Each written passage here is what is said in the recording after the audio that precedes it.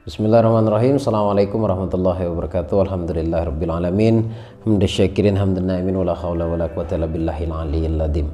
Allahumma salli wa sallim wa barik ala hadan nabiyil karim sayyidina wa nabiyina wa syafi'ina wa qurrata ayunna wa maulana Muhammad. Allahumma salli wa sallim wa barik alaihi wa ala alihi wa sahbihi. Alhamdulillahirrabbilalamin. Terima kasih teman-teman yang selalu stay di channel ini ya. Saya ucapkan banyak terima kasih buat kalian yang selalu nonton, selalu support channel ini agar terus berkembang. Dan buat kamu yang barusan mampir, jangan lupa klik tombol subscribe-nya, kemudian jangan lupa juga diklik tombol loncengnya agar kalian terus dapat notifikasi ketika saya update video terbaru seperti layaknya saat ini. Oke, berikutnya kita saling mendoakan satu sama lain. Saya mendoakan Anda, siapapun Anda yang punya bisnis, punya usaha, apapun itu aktivitasnya, Allah berikan kelancaran dan kebahagiaan. Terus yang merasa punya kewajiban saat ini, saya doakan supaya segera lunas ya, dengan cara ajaib, dengan cara yang menyenangkan. Amin ya rabbal alamin. Sebelum kita masuk pada materi video kali ini, saya ingin mengajak kamu semuanya untuk bergabung di private school yang saya adakan, yaitu private school Rahasia Keajaiban Doa yang saya adakan selama tahun 2022. Ya, banyak materi yang bisa kamu dapatkan. Kamu bisa belajar tentang hukum alam semesta, hukum pikiran, dan banyak lagi materinya. Kemudian kamu juga akan mendapatkan audio program ulang bawah sadar, memprogram hati menjadi mental kaya dan penuh cinta pastinya. Dan yang tidak kalah pentingnya adalah yang bisa kamu dapatkan ya, bimbingan dari saya dengan pertemuan terjadwal, yaitu di Zoom meeting secara online. Saya tunggu pendaftaran Anda, dan untuk pendaftarannya kamu bisa langsung klik link yang ada di deskripsi. Nanti akan langsung terkoneksi ke WA admin. Pada kesempatan kali ini saya ingin bahas terkait teman-teman yang ngerasa punya kewajiban ya. Pertama, saya mendoakan nih agar Allah bantu untuk pelunasan. Sekali lagi harus selalu melibatkan Allah. Dan channel ini berbicara tentang spiritual yang selalu melibatkan Allah pastinya. Karena memang alam semesta ini punya Allah. Jadi kita nggak bisa berusaha, tidak bisa mengedepankan diri kita, tidak bisa menyelesaikan masalah kita tanpa kita melibatkan Allah. Menurut keyakinan saya seperti itu. Jadi saya akan bicara tentang kewajiban di sini. Buat kamu yang rasa punya kewajiban nih, karena kasusnya banyak banget nih yang nanyain ke saya bagaimana cara bisa melunasi hutang dan lain-lain. Ya, yang terpenting yang harus diketahui ya sebenarnya. Kita langsung masuk saja pada caranya. Ini butuh kesadaran, saudaraku. Bapak Ibu sekalian, butuh kesadaran, butuh apa ya? Mungkin istilahnya mindfulness atau kesadaran tinggi, dengan penuh kesadaran bahwasanya hutang yang telah kita lakukan, yang kita miliki adalah hasil kesepakatan kita ya. Kita yang meminta. Saat ini kita mengakui kepada Allah bahwasanya kita sudah berat untuk menyelesaikannya. Jadi kembalikan semuanya ke Allah. Lalu teman-teman ada yang belajar ilmunya membawa permasalahan. Saya rasa itu tidak ada salahnya ya, tidak ada salahnya. Tetapi di dalam pembelajaran saya akan selalu mengingatkan satu hal. Sadari dulu bahwa hutang itu adalah hasil kesepakatan yang kamu sepakati dan kamu siap akan risikonya.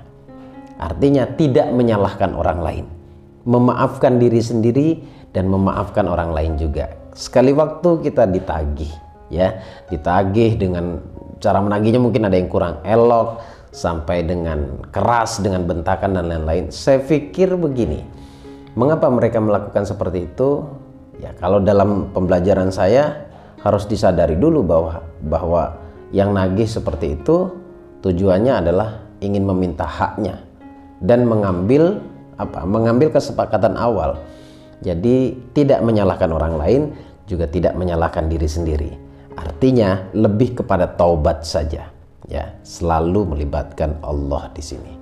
Kalau di awal kamu melibatkan Allah dalam hutang, dalam kewajiban, berkewajiban seperti itu, saya rasa semuanya akan dimudahkan oleh Allah. Tetapi ketika kamu berhutang tidak melibatkan Allah, maka Allah lepas. Saya berikan analoginya seperti itu, ilustrasinya seperti itu ya. Karena banyak banget nih kasus-kasus seperti ini.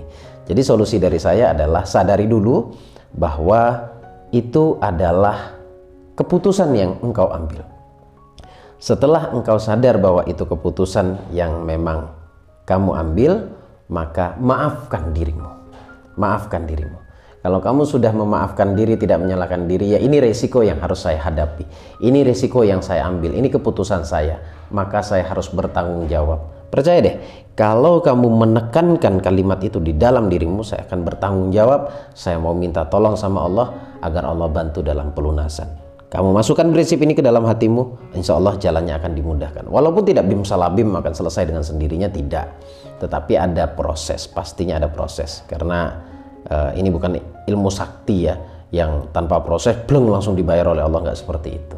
Nggak seperti itu. Jadi pasti ada prosesnya. Nah, di dalam proses itu apa saja kiat-kiat yang harus kita lakukan? Kan begitu pertanyaannya. Di dalam proses tersebut yang pertama adalah sadar nggak sih kalau itu dosa? Sadar nggak? Kalau kamu sadar bahwa itu dosa, maka perbanyaklah istighfar atau minta ampun sama Allah. Minta ampun sama Allah. Jadi saya berikan solusinya yang pertama itu. Meminta ampun sama Allah itu tidak semata-mata hanya dengan mengucapkan istighfar saja. Astagfirullahaladzim, astagfirullahaladzim, astagfirullahaladzim. Itu baik, itu baik. Tetapi alangkah baiknya dan alangkah sempurnanya ketika engkau bertobat kepada Allah, ketika menyebutkan istighfar di waktu yang tenang, di waktu yang hening, lalu kamu melibatkan rasa, kemudian ditranslate atau diartikan di dalam diri. Misal, kamu secara lisan mengucapkan Astaghfirullahaladzim. Berhenti sejenak, artikan di dalam dirimu. Ya Allah, aku minta ampun terhadap dosa yang sudah aku perbuat. Aku memohon ampun kepadamu terhadap hutang yang sudah aku lakukan, aku ambil keputusan ini. Astaghfirullahaladzim, aku menyadari kalau ini dosa. Aku minta ampun, plus aku juga ingin minta pertolonganmu ya Allah. Meminta pertolongan juga. Di sela-sela kita bertobat, meminta ampunan kepada Allah, tetapi juga meminta pertolongan kepada Allah. Kenapa saya katakan itu menjadi satu paket? Karena istighfar atau meminta ampun kepada Allah itu termaktub atau termasuk di dalam 8 pintu rezeki. Jadi ketika engkau beristighfar, ketika kamu beristighfar, maka sejatinya selain kamu bertobat, meminta ampun terhadap dosa yang sudah pernah kita lakukan, kamu juga akan dibukakan pintu rezekinya. Tetapi akan lebih elok lagi di dalam doa, di dalam istighfar kamu menyebutkan meminta pertolongan kepada Allah. Sesimpel itu ya, sesimpel itu. Cuma powernya di sini ada di repetisi ya, ada di rasa, feel, ada di repetisi, pengulangan, terus pengulangan, istiqomah. Terus semakin banyak kamu beristighfar, maka insya Allah hatimu akan ditenangkan. Ketika hatimu tenang, maka solusi akan tampak di dalam pikiranmu, tampak di depan mata kamu. Jadi istighfar, misalkan dalam beraktivitas, banyakin saja zikirnya tuh istighfar saja sebenarnya, istighfar sholawat sebenarnya. Tapi dalam hal ini di video ini saya mau kasih istighfar ke Anda. Jadi ridho tinggal Anda amalkan.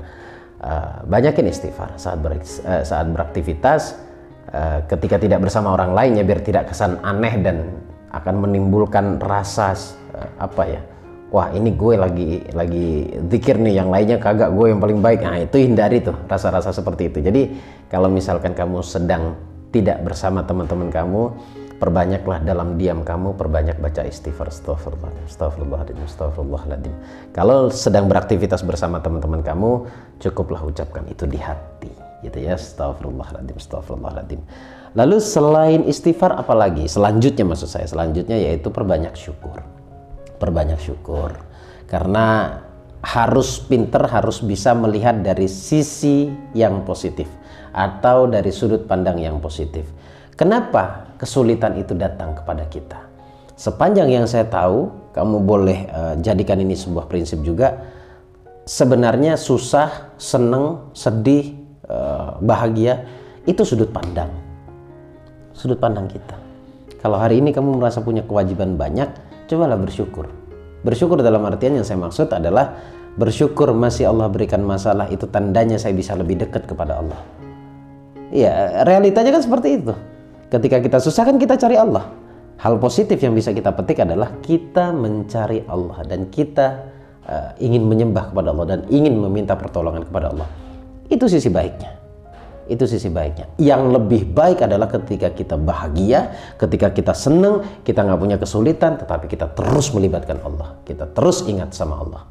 Ya, ini tidak hanya sekedar motivasi, saudaraku. Tidak hanya sekedar motivasi, percaya deh. Banyak sudah yang mendapatkan keajaiban dari dua sisi ini. Ya, pertama istighfar, kedua syukur. Jadi maksimalkan dua hal itu. Bersyukur. Lalu pertanyaan terakhirnya, seperti apa syukur yang saya maksud? Seperti apa yang Gus Baraja maksud syukur itu?